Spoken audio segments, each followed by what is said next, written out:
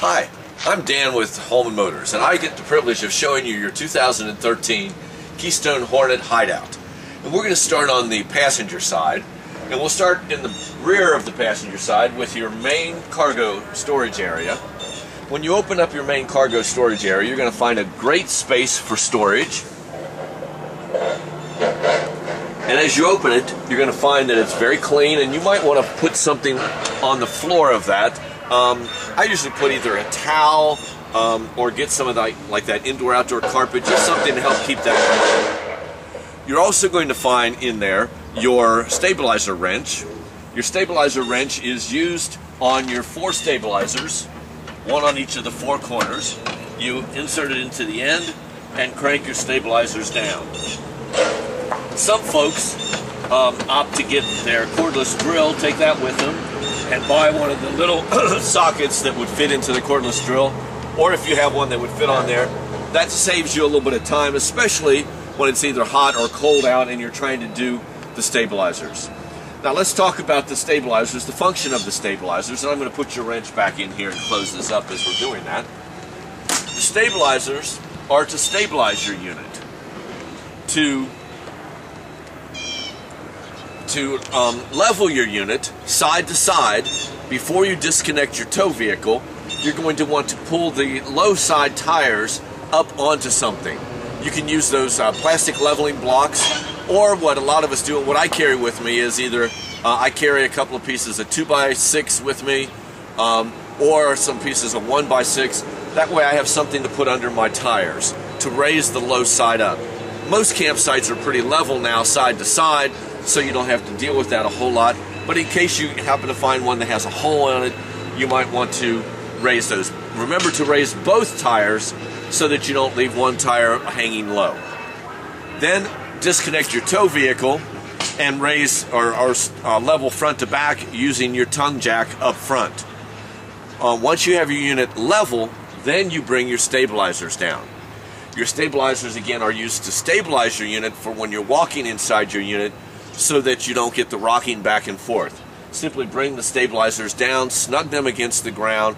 And I also, and most of the guys here, when we're using the stabilizers, we also put a piece of 2x4 or 2x6 under them, or a piece of 1x, or like in the position here where the ground falls away in the back, I would stack a couple of pieces of 2x6 or something like that underneath those, so I don't have to crank those stabilizers down so far. That also keeps my stabilizers clean. And in the position, like if I'm down in Florida or at a campground that has soft dirt where my unit's sitting on it, then those stabilizers won't dig down into the dirt. Always remember to crank those stabilizers back up before you raise or lower your tongue jack to bring your tow vehicle in. Otherwise, you're going to find that you're going to, especially your back stabilizers, if you start to raise that tongue jack up to bring your tow vehicle in, you're going to smash or damage your back stabilizers. While we're talking about things to be careful with, let's talk about your automatic awning.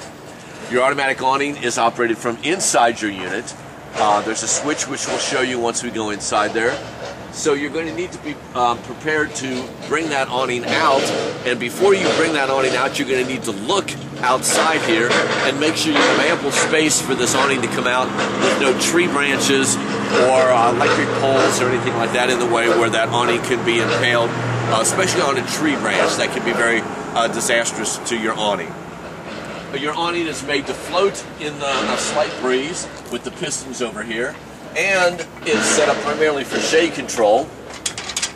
So if you need to, you can dip the awning down, tighten these little control rods here, and dip that so that moisture, if it collects on there, will run off, and or if you need to shade with the sun coming from either side. It's always a good idea to loosen these again before you get ready to bring that awning in. Again, the awning is for shade control, not for storm control. So in the case of inclement weather, you're going to want to bring this awning in. Also, the manufacturer recommends to you that anytime you leave your unit for an extended period of time to go hiking, camping at night, even though you're inside your unit, bring this awning in, because if a wind comes up, it's going to take this awning right up over the top of your unit. Manufacturer also recommends that you do not tie these automatic awnings down. As we come on alongside, your unit on the curb or passenger side, you're going to find a spot here to bring your TV outside, put it here, hook your coaxial up here, and it will be then generated through your onboard antenna system. GFI protected plug here, so you can plug your TV in. Or you can bring it in out here, set a little table here, put the TV out here, and you also have this plug to plug in your lights or a coffee maker, etc. outside here.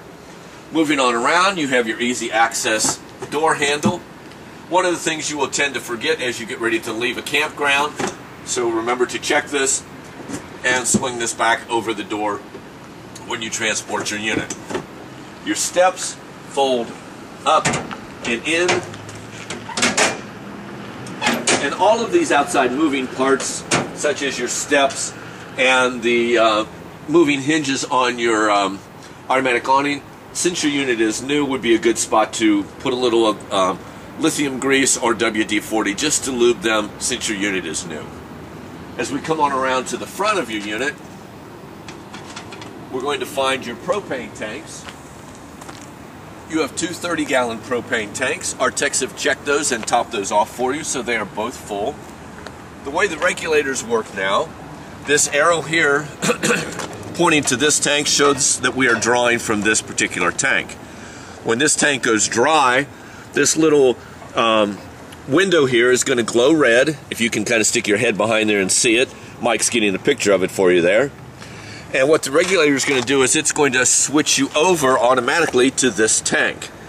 Well, that's a nice thing because then you get continuous flow of propane, but it's a bad thing because you can end up with two empty propane tanks, 7 o'clock on a Sunday evening, and the camp store is empty or closed. You have empty tanks, and you're trying to finish cooking dinner.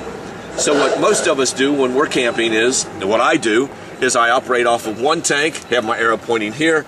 The opposite tank I keep shut down.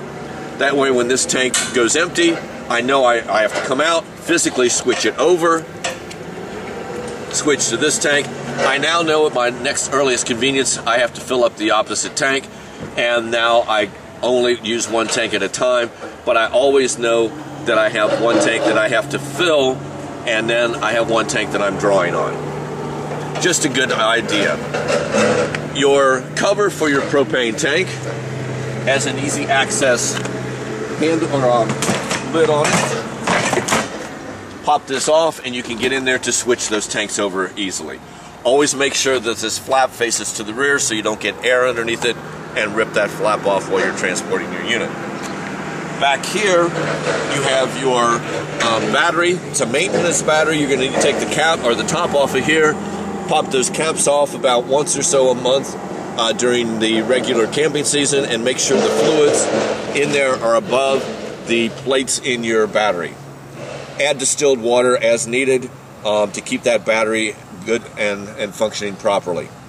That battery will be trickle charged anytime you have your unit plugged into the shoreline for electric hookup and or hooked into your tow vehicle. So that's the best way to keep that battery in good shape. When you store your unit, if you can keep your unit plugged in, then keep the battery hooked up and it will keep that battery trickle charged, and again will keep that battery in good shape for you. If you're going to store your unit for an extended period of time and not plug it in, you're going to want to pull that battery out of the system so that the electronics inside do not drain that battery down and you find that you have a dead battery when you go camping. Coming on around, you find your two front stabilizers up here. And as we come around to the driver's side of your unit, you're going to find your manufacturer's tags here. These are very important in that they have your VIN number, which you will need for licensing and insurance purposes, and your tire information. Your tires are set at 50 psi cold tire pressure. Our techs have checked those for you, and our delivery personnel will also check those for you before and during their delivery process. Our delivery people will also check for you the lugs, and it's just a good idea for you to get into the habit of doing that. Check those wheel lugs before you leave home every time, and also check that air pressure. If you're a new RVer, you may not be aware, but RV tires, very seldom will you wear out the tread on an RV tire because you're putting limited mileage on them.